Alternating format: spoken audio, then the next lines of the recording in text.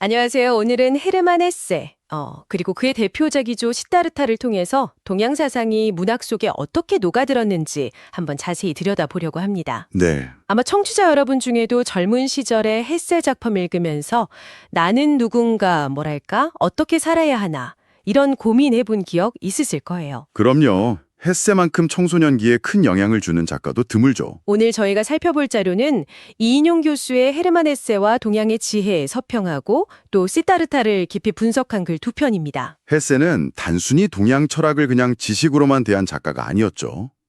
바가바드 기타, 우파니샤드 같은 인도 고전부터 시작해서 네, 노자 공자까지요. 맞습니다. 중국 사상까지. 이 동양의 지혜를 통해서 인간 존재의 본질, 그리고 삶의 어떤 근원적인 의미를 정말 파고들려고 했던 작가입니다. 지적인 호기심을 넘어서 거의 자기 구원의 여정이었다. 이렇게 볼 수도 있겠네요. 네, 상당히 깊이 들어갔죠. 네, 그래서 오늘 저희는 이 자료들을 가지고 헤세가 동양 사상, 특히 그 불교적인 세계관을 어떻게 자신만의 문학 언어로 재창조했는지, 그리고 그 결과물이라고 할 수 있는 시타르타에서 그 생각들이 어떻게 펼쳐지는지 함께 좀 탐색해 보려고 합니다. 좋습니다. 헤세가 그린 진정한 나를 찾아 떠나는 여정. 자, 지금부터 같이 한번 따라가 보시죠. 우선 헤세가 동양 사상 전반에 대해서 얼마나 깊이 매료되었는지 그 부분부터 좀 짚어봐야 할 것 같아요. 네, 서평을 보니까 이게 단순히 불교 하나가 아니라 인도, 중국의 아주 방대한 지혜의 바다를 항해한 느낌이더라고요. 그렇습니다. 대개 동양 사상은 뭐랄까 서구 문명이 좀 잃어버렸다고 느꼈던 삶의 전체성, 아니면 삼라만상의 이치를 이해하는 어떤 통로 같은 거였어요. 아, 통로요? 네, 궁극적으로는 나라는 존재, 그리고 이 삶 자체를 더 깊이 깨닫기 위한 그런 여정이었던 거죠. 그래서 그의 많은 작품에서 진정한 자아 찾기가 계속 반복되는 핵심 질문이 되는 거군요. 바로 그겁니다. 그게 그의 문학의 어떤 중심축이었죠. 그 여정 속에서 특히 불교적인 색채가 아주 두드러진다는 지적이 참 흥미로웠어요. 네, 맞아요. 자료에서는 윤회라든지 열반, 명상 같은 개념들이 헤세의 여러 작품에 이렇게 스며들어 있다고 분석을 하던데요. 네, 구체적인 예시들이 좀 있죠.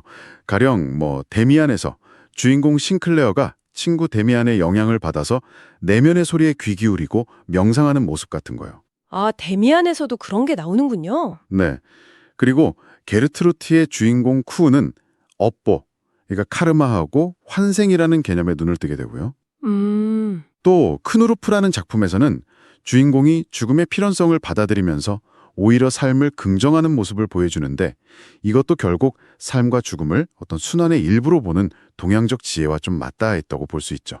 시타르타에서 주인공이 강물의 흐름 속에서 그 영원한 생성과 소멸의 소리를 듣는 장면은 너무 유명하고요. 아, 바로 그 장면이야말로 햇새가 동양적 사유, 특히 시간과 존재에 대한 그 불교적 통찰을 얼마나 아름답게 문학적으로 형상화했는지 보여주는 백미라고 할 수 있습니다. 네. 단순히 개념을 막 설명하는 게 아니라 정말 감각적인 체험으로 그려내잖아요. 헤세 작품 속 인물들이 대부분 좀 고뇌하는 인물들이라는 점도 주목할 만한 것 같아요. 네, 그렇죠. 완벽하게 깨달음을 얻은 성인 이런 모습이 아니라 계속 번뇌하고 길을 찾는 과정에 있다는 점이 오히려 더 현실적으로 다가오기도 하고요. 아, 정말 중요한 지적이십니다.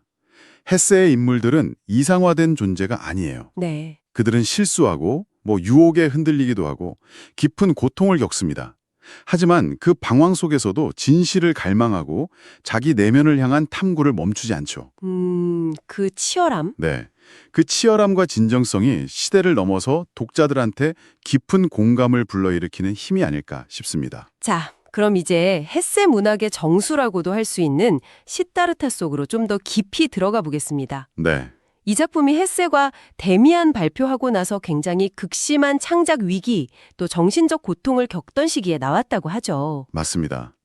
실제 인도 여행 경험까지 더해져서 쓰였다고 하니까 작가 자신의 어떤 구도의 여정이 정말 고스란히 담겨 있다고 봐야 할 것 같아요. 한 인도의 시라는 부제도 그런 맥락에서 이해할 수 있겠네요. 네, 그렇죠.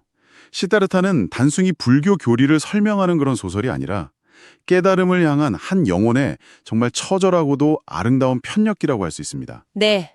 주인공 시타르타는 정해진 길을 거부하고 삶의 거의 모든 극단을 직접 체험하면서 자기만의 진리를 찾아 나서죠. 네, 맞아요. 그 여정을 따라다 보면 헤세가 뭘 말하고 싶었는지가 좀 더 선명해지는 것 같습니다. 시작은 브라만 가문의 아들, 모든 것이 보장된 엘리트였는데 네, 여기서 브라만은 당시 인도 사회의 최상위 사제 계급을 말하는 거죠. 그렇죠. 그러니까 태어날 때부터 어떤 영적인 길이나 사회적 지위가 어느 정도 정해져 있었던 셈이에요.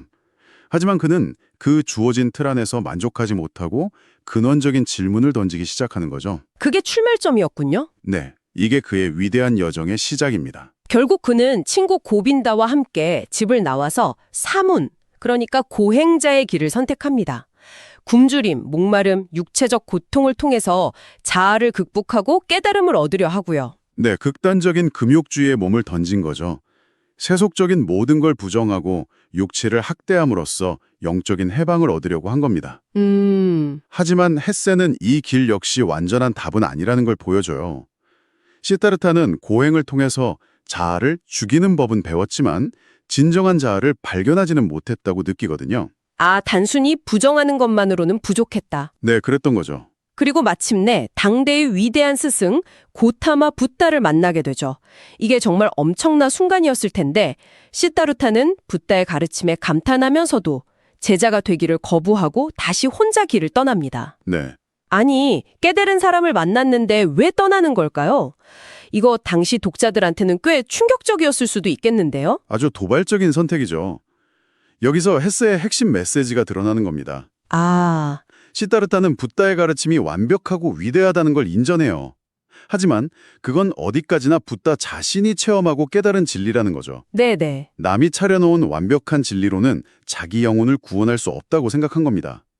그는 지식은 전달될 수 있어도 지혜, 그러니까 진정한 깨달음은 오직 스스로의 피와 땀, 삶의 직접적인 경험을 통해서만 얻을 수 있다고 믿었던 거죠. 아, 어떤 권위나 교리보다 개인의 체험적 진리를 더 중요하게 본 거네요. 정확합니다. 이게 헤세의 사상을 아주 명확하게 보여주는 부분이에요. 그래서 그는 이전과는 정말 180도 다른 길, 그러니까 세속적인 삶 속으로 뛰어듭니다. 네. 아름다운 기녀 카말라에게 사랑의 기술과 기쁨을 배우고 또 장사꾼 카마스와미 밑에서 사업 수완을 발휘하면서 부와 명예, 감각적 쾌락을 마음껏 누리죠. 정말 극과 극을 오가는 것 같아요. 네.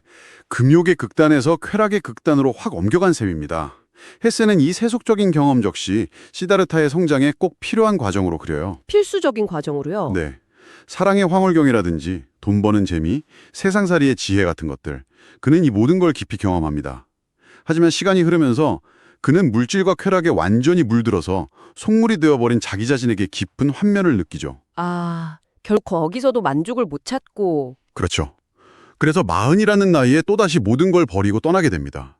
어느 한쪽 극단에도 머무르지 못하는 거예요. 바로 그때 강가에서 늙은 뱃사공 바스데바를 만나면서 결정적인 전환점을 맞이하게 되죠. 네, 아주 중요한 만남이죠. 이 만남이 시다르타에게 어떤 의미였을까요? 바스데바는 시다르타에게 가르침을 주지 않아요. 대신 강물에 귀 기울이는 법을 보여주죠. 아, 가르치는 게 아니라 보여준다. 네. 시다르타는 강물의 그 끊임없는 흐름 속에서 깊은 지혜를 발견하기 시작합니다. 강물은 시작도 끝도 없이 영원히 흐르면서 모든 걸 받아들이고 또 흘려보내잖아요. 네. 그는 강을 통해 삶과 죽음, 기쁨과 슬픔, 생성과 소멸이 둘이 아니라 하나의 거대한 흐름이라는 걸 깨닫습니다. 특히 강에는 오직 현재만이 존재할 뿐 과거의 그림자도 미래의 그림자도 없다는 이 깨달음.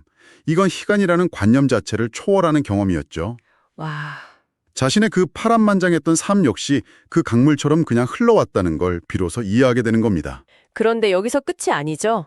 죽음을 앞둔 카말라가 아들을 데리고 찾아오고 시다르타는 처음으로 아버지로서의 깊은 사랑, 그리고 그로 인한 집착과 고통을 경험하게 됩니다. 네, 깨달음에 가까워졌다고 생각했는데 다시 이런 인간적인 번뇌에 휩싸이는 모습이 참 인상적이에요. 어쩌면 이게 시다르타에게 남은 마지막 시험이었을지도 몰라요. 아, 마지막 시험. 네, 아들에 대한 그의 사랑은 지극히 인간적이고 자연스러운 거지만 동시에 이게 강력한 집착이 돼서 그를 괴롭히거든요. 그렇죠. 아들이 결국 자기를 거부하고 떠나버렸을 때 시다르타는 과거에 자신이 아버지를 떠났던 순간, 그리고 그때 아버지가 느꼈을 고통을 정말 온몸으로 이해하게 되죠. 아, 그 순환을 보게 된 거군요. 네, 이 운명의 반복 속에서 그는 인간 삶의 어떤 기이하고 어리석은 희극 같은 걸 봅니다.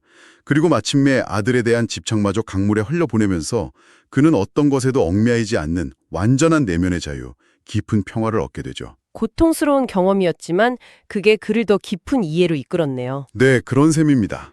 마지막 장면, 노승이 된 옛 친구 고빈다와의 재회는 이 모든 여정을 딱 함축하는 것 같아요. 네, 그렇죠. 첫째는 말씀하신 것처럼 궁극적인 지혜는 타인에게서 배우거나 전달받을 수 있는 게 아니라 오직 스스로의 삶 전체를 통해서 체험하고 깨달아야 한다는 것. 네, 이게 시타르타가 걸어온 길 그 자체였잖아요. 맞아요. 그리고 둘째는 세계는 불완전한 상태에서 완성을 향해 나아가는 게 아니라 지금 이 순간 그대로 완전하다는 통찰.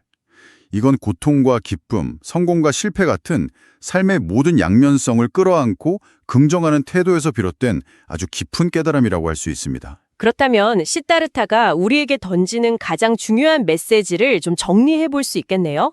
역시나 스스로의 경험을 통한 깨달음의 중요성, 이게 가장 먼저 떠오릅니다. 네, 그렇죠. 붓다라는 최고의 스승 앞에서도 자기 길을 고집했던 시다르타의 모습이 이걸 상징하는 것 같고요. 정확합니다.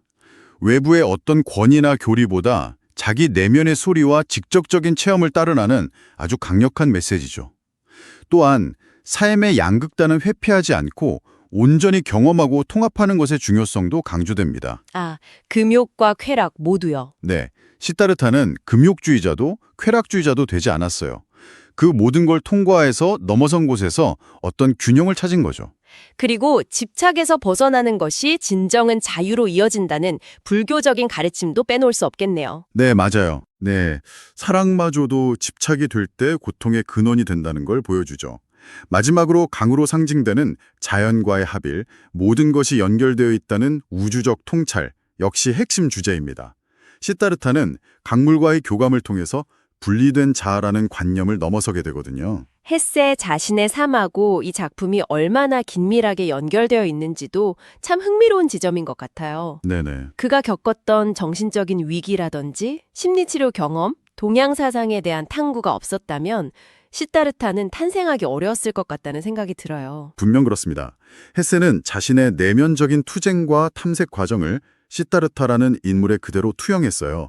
외부의 규범이나 기대가 아니라 오직 자기 내면을 깊이 파고들어서 스스로 답을 찾아야 한다는 그의 신념이 이 소설의 뼈대를 이루고 있다고 봐야죠. 그러면서도 단순히 동양 사상을 그냥 그대로 옮겨놓은 건 아니라는 분석도 있더라고요. 아, 네. 시다르타가 어떤 종교 공동체나 스승 밑에 귀속되기를 끝까지 거부하고 철저히 개인의 길을 걷는 모습에서는 좀 서구적인 개인주의, 자기 실현의 의지가 강하게 느껴진다.